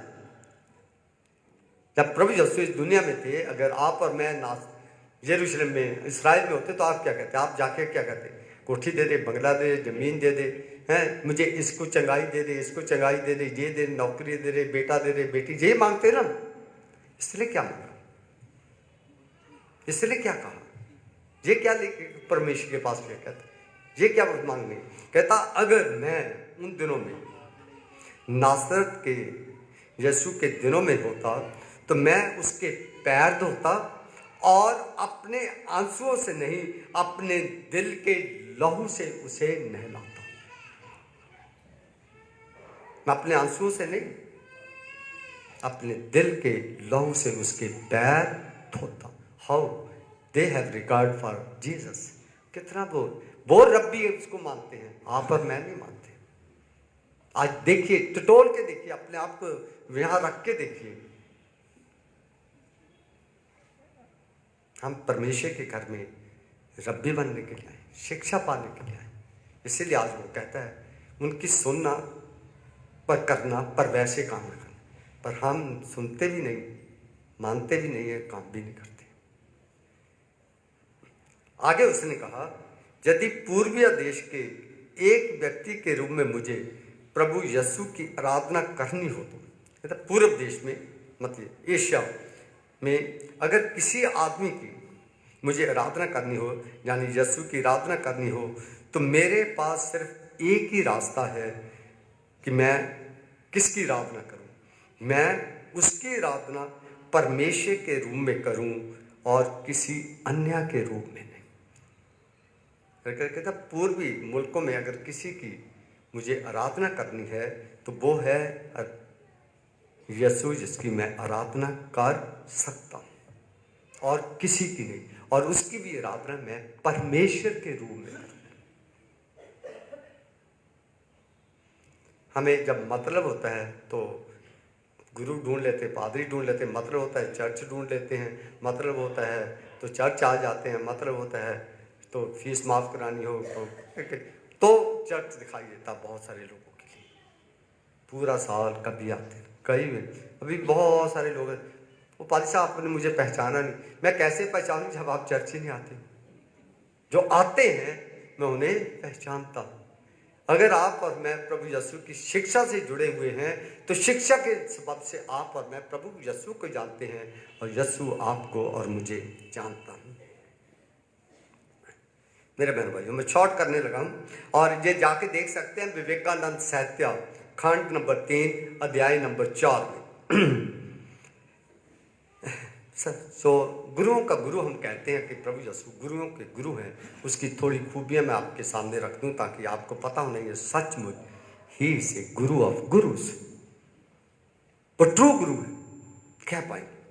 पहली बात मैं रखना चाहता हूं पावर ऑफ साल्वेशन, वो मुक्ति जहां आपका मेरा उद्धार देने का अधिकार उसके पास है जो किसी के पास नहीं।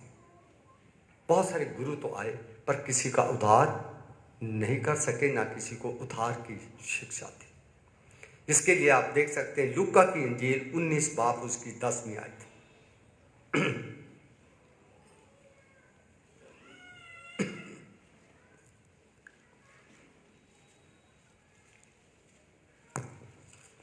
लूका 19 बाब उसकी 10वीं आयत। हाँ जी। क्योंकि मनुष्य का पुत्र खोए हुओं को ढूंढने और उनका उद्धार करने आया है। खोए हुओं को ढूंढने और उनका उद्धार करने आया। ये पहली खूबी एक गुरु की है। दूसरी खूबी देखिएगा लूका की ही इंजील 5वां बाब उसकी 24वीं अध्याय 5वां अध्याय और उसकी 24वीं आयत में पावर ऑफ फॉरगिवनेस, माफी का अधिकार। परंतु इसलिए कि तुम जानो कि मनुष्य के पुत्र को पृथ्वी पर पाप क्षमा करने का भी अधिकार है। जिसके पास पाप माफी करने का भी अधिकार है, इसलिए वो गुरुओं का गुरु। इनफाइनाइट पावर, असीमित शक्ति है उसके पास, अधिकार है। वो देख सकते हैं मत्ती 28 बाब उसकी 18 आयत।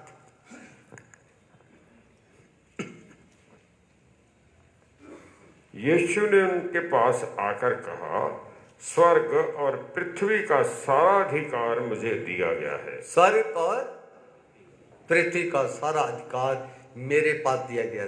Therefore we call him गुरुओं का गुरु, इसलिए हम उसे गुरुओं का गुरु कहते हैं। एक और बहुत बड़ी बात है लूका 8 बाब उसकी 25वीं आयत में पावर ओवर नेचर, कायनात पर। 8 की 25 लूका। हाँ जी। तब उसने उनसे कहा, तुम्हारा विश्वास कहाँ था? पर वे डर गए और अचंभित होकर आपस में कहने लगे, ये कौन है जो आंधी और पानी को भी आज्ञा देता है और वे उसकी मानते हैं। आंधी और पानी भी उसके हुक्म मानते हैं। कौन गुरु दे सकता है? एक और देखते हैं power over his own life, अपनी जिंदगी पे, जिसको जो कहता है मैं अपनी जिंदगी देना भी जानता हूँ, जिंदगी लेना भी जानता हूँ। यूहन्ना 10 बाब उसकी 17-18 आयत।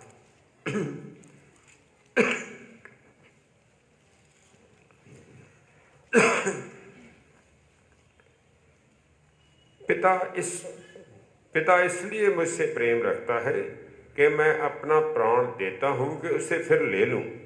कोई उसे मुझसे छीनता नहीं, पर मैं उसे आप ही देता हूँ।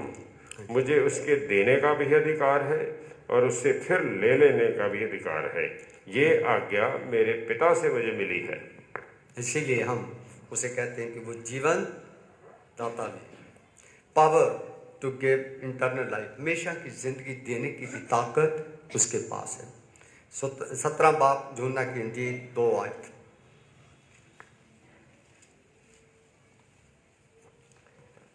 क्योंकि तूने उसको सब प्राणियों पर अधिकार दिया कि जिन्हें तूने उसको दिया है उन सब को वह अनंत जीवन दे। ना जैसे तूने मुझे दिया है मैं उन्हें हमेशा की जिंदगी प्रदान करूं, अनंत जीवन उसे प्रदान करूं। पावर ऑफ जजमेंट, न्याय करने का अधिकार भी मेरे पास है। ये लंबा है, घर में जाके पढ़ने की कोशिश करें। मत्ती की अंजील 25वां बाब 31 से लेकर 40 जो पूरे का पूरा पाठ जो है न्याय के ऊपर दिया गया है कि आखिरी समय में परमेश्वर किस प्रकार से न्याय करेगा। और उसी न्याय के अंदर ये दो चीज़ें और दी गई हैं कि परमेश्वर के राज्य में भी भेजने का उसके पास अधिकार है, और नरक में जो हमेशा की आग है उसमें भी उसको भेजने का अधिकार है। यही नहीं कि स्वर्ग में भेजने का अधिकार है, पर उसे नरक में भी भेजने का अधिकार आपको और मुझे दिया गया है। इसलिए हम उसे गुरुओं का गुरु कहते हैं।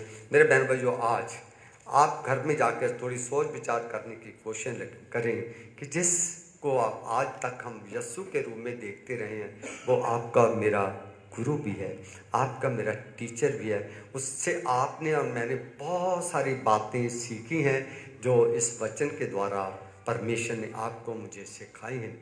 आप और मैं कितनी शिक्षाएं उसकी मानी है, कितनी मानेंगे, कितनों को हम नहीं मानते। जो आज सोच विचार करने का विषय इसलिए बन जाएगा जब आप और मैं उसे अपनी ज़िंदगी का सबसे बड़ा टीचर स्वीकार करें। जिस दिन आपने मैंने उसे टीचर मान लिया, फिर आप और मैं उसकी हर एक शिक्षा को मानेंगे। और जो कोई लिखा है ना, जो कोई उसकी आज्ञाओं का पालन करता है, परमेश्वर उन्हें हमेशा की ज़िंदगी प्रदान करता है। खुदा आप सबको बरकत दे। आखिर में हम लोग दुआ में जाएंगे। दुआ में पादरी शारदा साहब से मैं बेनती करूंगा कि दुआ में हमारी रहनुमाई करें। और जितने लोगों के लिए अनाउंसमेंट्स की गई हैं, कुछ की सालगिरह है, कुछ का बर्थडे है, कुछ की शादियां होने वाली हैं, और आज के जो वचन का हिस्सा पढ़ा सुनाया गया उसके लिए भी दुआ करें ताकि हम इस पे अमल कर सकें।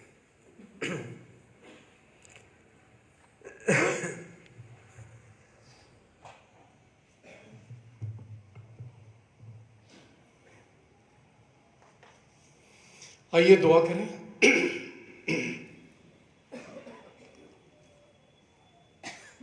आए कद्दूस व मेहरबान खुदावन यीशु मसीह में हमारे आसमानी बाप, हम तेरा शुक्र बजा लाते हैं खुदावंद आज सुबह इस मुबारक मौके के लिए कि तूने हम सबको ये मौका दिया कि तेरे पवित्र घर में आकर तेरे लोगों के साथ मिलकर तेरी आराधना में शामिल हो सके। धन्यवाद देते हैं पिता परमेश्वर तेरे प्रेम के लिए जो तू हम पापियों से करता है, कि बार बार हमें ऐसे मौके देता है जब हम तेरी नज़दीकी में आते हैं, तेरे खादमों के द्वारा तेरे वचन को सुनते हैं, मनन करते हैं और उस पर चलने के लिए खुदावंद तुझसे ताकत पाते हैं। हम इकरार करते हैं खुदावंद कि हम कमज़ोर हैं, हमारे विश्वास कमज़ोर हैं। तू हमारे विश्वास को मजबूत बना और हमें ऐसी समर्थ प्रदान कर कि हम तेरे वचनों के मुताबिक अपने जीवन को बसर कर सकें। आज जो वचन तूने अपने दास के द्वारा हम तक पहुंचाया है, हम उसके लिए तुझे धन्यवाद देते हैं और प्रार्थना करते हैं पिता परमेश्वर कि हमें अपनी पवित्र आत्मा का दान बख्श, अपनी समझ बख्श और ऐसी तौफीक अता कर कि हम तेरी पाक मर्जी के मुताबिक अपनी ज़िंदगियों को बसर करें, तुझे अपना उस्ताद माने, अपना गुरु माने, अपना खुदावंद माने और तेरे बताए हुए रास्तों पर चलते हुए जिंदगी का वो ताज हासिल करें जो तू अपने लोगों को दिया चाहता है। शुक्रगुजार हैं खुदावंद तेरी सारी आशीषों के लिए, तेरी सारी नेमतों और बरकतों के लिए जो तूने अपने लोगों को आज तक दी हैं। इन तमाम तेरे बेटे बेटियों के लिए तेरा शुक्र अदा करते हैं जो आज सुबह तेरे कदमों में उपस्थित आए हैं। खुदावंद तो इन सब को और इनके परिवारों को अपनी बरकतों से माला माल करना। सबके कामकाज पर अपनी आशीष देना, सब बच्चों की पढ़ाई लिखाई और उनकी ट्रेनिंग्स पर अपनी आशीष देना। तेरे नौजवान बच्चे जो शादी के काबिल हो चुके हैं, उनके लिए वर और वधू का इंतज़ाम करना। और जो नौजवान बच्चे आपने हमें इस कलीसिया में दिए हैं, खुदावंद तू अपने पाक रूह के द्वारा उनकी अगुवाई करना, ताकि बड़े होकर तेरे जलाल और तेरी जिंदा गवाही का वसीला बने। शुक्रगुजार हैं तेरे कि तूने हमारे जवान बच्चों को मौका दिया और उनकी शादियां होने जा रही हैं, जिनके नाम आज लिए गए हैं, जिनकी शादी की पुकारें हुई हैं। खुदावंद उन सबको तेरे हुजूर पेश करके दुआ करते हैं कि तू इन सब के साथ होना, इनके परिवारों पर अपनी आशीष देना, इन्हें कोई कमी घटी पेश ना आए, और शादी के बंधन तक खुदावंद तू उनकी अगुवाई करना, ताकि तेरे ये ख़ानदान बढ़ें, फूलें फलें और तेरे लिए फल लाए। हमारे बहुत से अजीज़ बीमारी और कमज़ोरी की हालत में हैं, हॉस्पिटल में हैं, घरों में हैं, सफ़र में हैं। खुदावंद तू फर्दन फर्दन सबके साथ होना, सबको उनके दुखों से, उनकी बीमारियों से चंगाई देना। ख़ास तौर पर खुदावंद तू हमारे पादरी रामलाल साहब के साथ होना। गुज़रे दिनों में इनकी सेहत ठीक नहीं रही, इन्हें मुकम्मल तंदुरुस्ती अता कर, अपनी पवित्र आत्मा की भरपूरी अता कर, ताकि इसी तरह तेरे वचन को तेरे लोगों तक बखूबी पहुंचाते रहें। इनकी सेवकाई पर अपनी आशीष बनाए रखना, इनके परिवार पर अपनी आशीष बनाए रखना। इसी तरह खुदावंद ख़ास तौर पर दुआ में याद करते हैं हमारे बिशप समंता रॉय और उनकी वाइफ के लिए, जो गुजरे दिनों में कोरोना वायरस की जद में आ गए। खुदावंद तू उन्हें जल्दी से जल्दी चंगाई बख्श, ताकि वो अपनी खिदमत को जारी रख सकें। और भी तेरे लोग जो तरह तरह के दुखों में गिरफ्तार हैं या कोरोना वायरस की जद में आए हैं, उन सबको खुदावंद तू उनके दुखों से चंगाई बख्श दे। दुआ में याद करते हैं अपने गमज़दा ख़ानदान को, भाई एल्फ्रेड गिल के परिवार के लोगों को जो आज गम की हालत में है, क्योंकि हमारे भाई एल्फ्रेड गिल को आपने अपने पास बुला लिया है। और है खुदावंद, जितने अजीज उनके ख़ानदान से ताल्लुक़ रखते हैं और वो सब जो उन्हें जानते हैं, उन्हें इस गम से उभरने की तौफीक और ताकत बख्श। अपनी तसल्ली, अपना इत्मीनान उन सब अजीज़ों को अता कर, और हमारे भाई एल्फ्रेड गिल की रूह को अपने आराम में जगह दे। मुकामी कलीसिया के हर एक ख़ानदान पर अपनी बरकत बनाए रखना। इबादत के बाकी हिस्से को तेरे पाक और जलाली हाथों में देते हैं।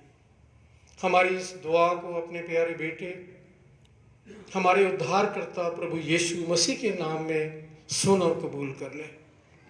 आमीन। सो आमीन। थैंक यू भाई। प्रभु भोज की किताबें आपके पास है। इसका पेज नंबर 15 सेक्शन नंबर 17 से शुरू करेंगे। Page number 15 section number 17। अज़ीज़ों, हमारे खुदावंद यीशु मसीह ने फरमाया, खुदावंद हमारा खुदा एक ही खुदावंद है।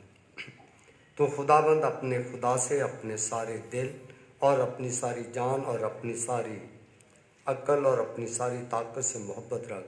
पहला हुक्म यही है। दूसरा ये है कि तू अपने पड़ोसी से अपने बराबर मोहब्बत रख। इनसे बड़ा और कोई हुक्म नहीं। खुदा ने दुनिया से ऐसी मोहब्बत रखी कि उसने अपना इकलौता पुत्र यीशु मसीह बख्श दिया कि वह हमें गुनाहों से बचाएं, आसमान में हमारे लिए सिफारिश करें और हमें हमेशा की ज़िंदगी को पहुँचाएं। इसलिए आइए हम तौबा और ईमान के साथ अपने गुनाहों का इकरार करें। हम खुदा के फजल से उसके हुक्मों को मानने का और सब लोगों के साथ मेलो मोहब्बत से रहने का पक्का इरादा करें। हम सब लोग अपने गुनाहों का इकरार करेंगे। ऐ तमाम कुदरत के खुदा, हमारे आसमानी बाप, हमने ख्याल, कौल और फ़ैल से तेरे और अपने साथियों के खिलाफ गुनाह किया। हमने अपनी नादानी और कमजोरी के बायस और जानबूझकर भी बुराई की है और भलाई करने में नाकामयाब रहे। इन सब के लिए हम निहायत गमगीन हैं और तौबा करते हैं। तेरे बेटे यीशु मसीह ने हमारे लिए अपनी जान कुर्बान की है। उसी की खातर हमसे जो कुछ हुआ है मुआफ़ फरमा और ये बख्श कि हम आगे नई ज़िंदगी में तेरी खिदमत पे जाते हैं, ताकि तेरे पाक नाम का जलाल हो। आमीन।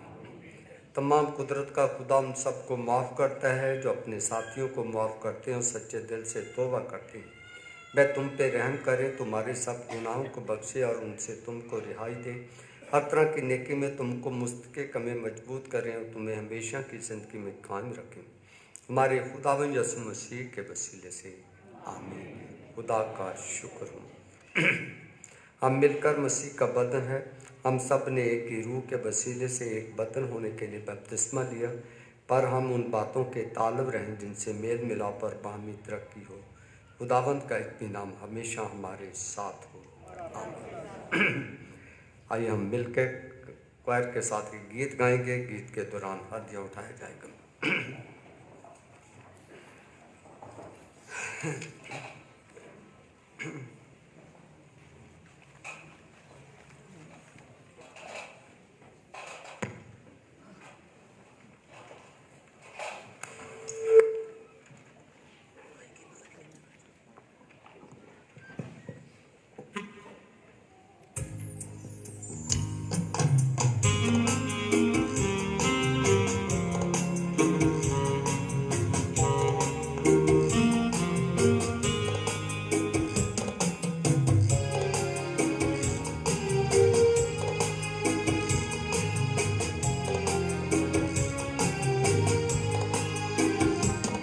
मेरे जीवन का मकसद तू है, मेरे जीने का कारण तू है।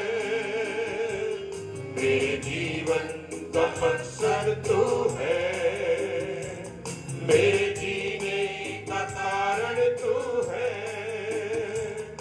मैं जीऊं या मरूं, वो तेरे लिए तू मेरा प्रभु। मेरे जीवन का मकसद तू है, मेरे जीने का कारण तू है। मेरे जीवन का मकसद तू है, मेरे जीने का कारण तू है। मैं जीऊं या मरूं, वो तेरे लिए है, तू मेरा प्रभु।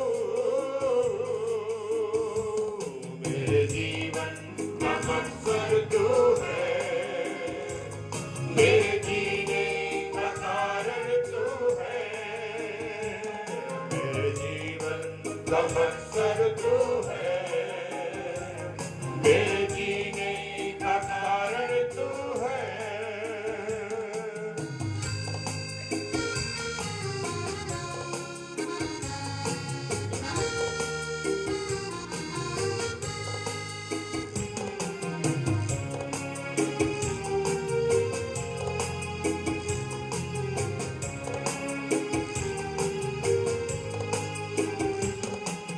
पिछला सब भूल कर मैं आगे दौड़ा चलूं।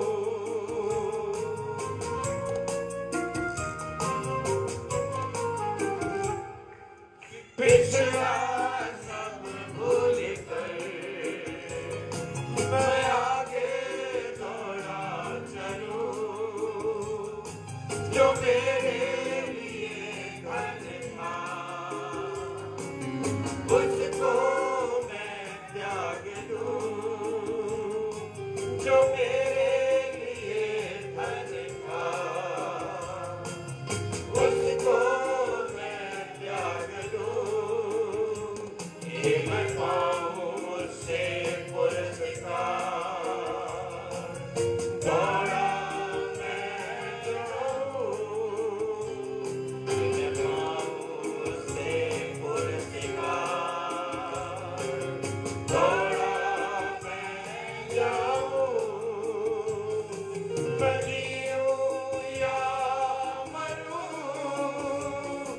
वो तेरे लिए है।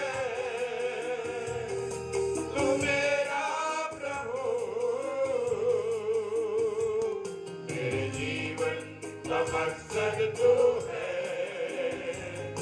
मेरे जीने का कारण तू है, मेरे जीवन का मकसद तू है, मेरे जीने का कारण तू है।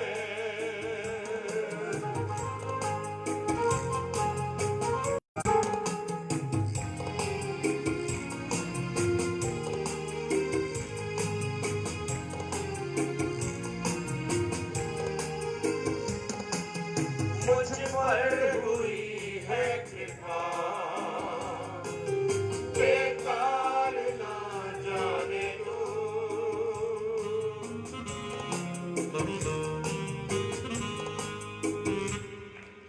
मुझ पर हुई है कृपा,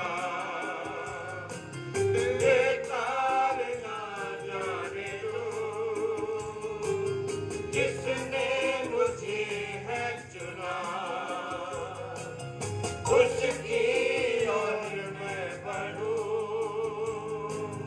जिसने मुझे है चुना, उसकी और मैं बढ़ूं। देखो तेरी सलीब पर नीचा मैं जाऊं। देखो तेरी सलीब पर नीचा मैं जाऊं। मैं जीऊं या मरूं, वो तेरे लिए है। तू मेरा प्रभु, मेरे जीवन का मकसद तू है, मेरे जीने का कारण तू है, मेरे जीवन का मकसद तू है, मेरे जीने का कारण तू है, मेरे जीवन का मकसद तू है, मेरे जीने का कारण तू है।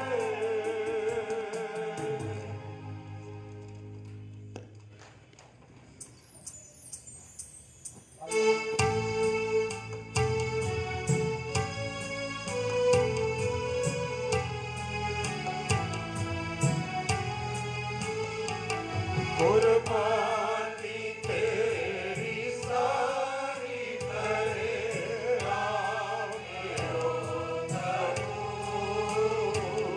कुर्बानी तेरी सारी करे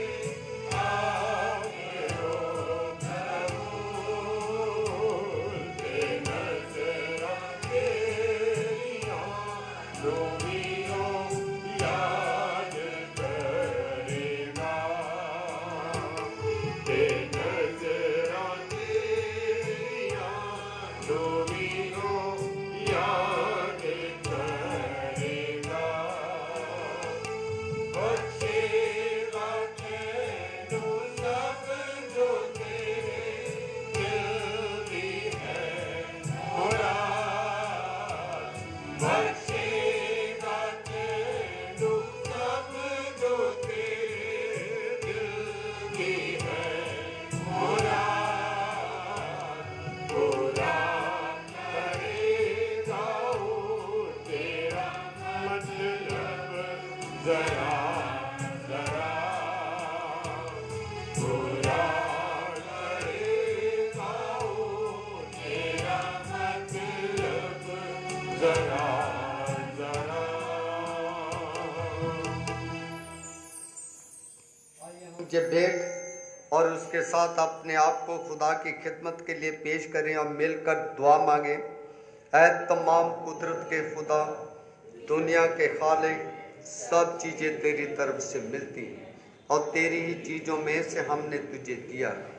हम तुझसे अर्ज करते हैं कि ये दान रोटी और मैं कीजिए भेंट अपने नाम के जलाल और अपने लोगों की भलाई के लिए कबूल फरमा, हमारे खुदावंद यीशु मसीह के वसीले से, आमीन। खुदावंद जहाँ मौजूद है,